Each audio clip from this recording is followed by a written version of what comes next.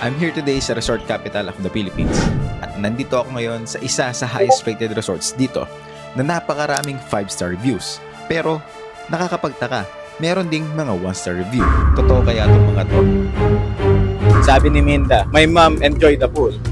1 star. Hindi ko alam kung bakit 1 star yung binigay niya. Dahil na-enjoy naman daw.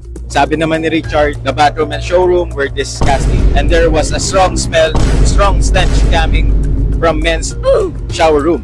At ang last, hi, I haven't stayed yet. I'm just planning. How much is it? I mean, what are your rates here? 2 stars. Hindi ko alam kung bakit 2 stars yung binigay niya, hindi pa naman siya nakakapag-stay. Kaya naman pumunta kagad ako sa restaurant na nasa harapan nito para alamin kung paano ba ang papunta dito. Kaso nga lang, parang medyo sketchy yung papunta. Kakanood ko ng horror to eh.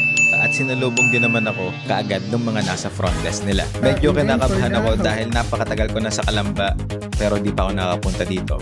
Pero di ko in-expect na may ganito pala sa Calamba.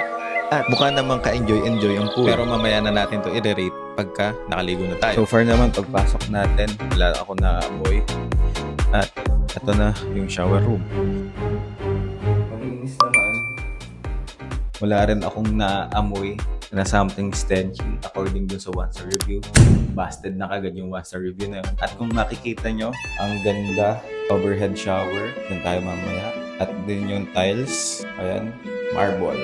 So far, so good naman. Next, ang restroom. Ang sabi sa 1-star review ay meron daw stenchy na amoy. Dapat pala nagbaano ka ng mask para dito. So far, wala naman. Mabango. At katulad din ng shower room kanina. Marble din. At syempre, yung pinakamahalaga na hinahanap natin sa lahat ng CR na pupuntahan natin, bidet. Magana. So, busted ulit yung review na to. Kaya naman lumusong na kagad ako dito sa pool na kung saan ay hot water ang lumalabas at meron ding waterfalls na non-stop. Kaya naman, busted!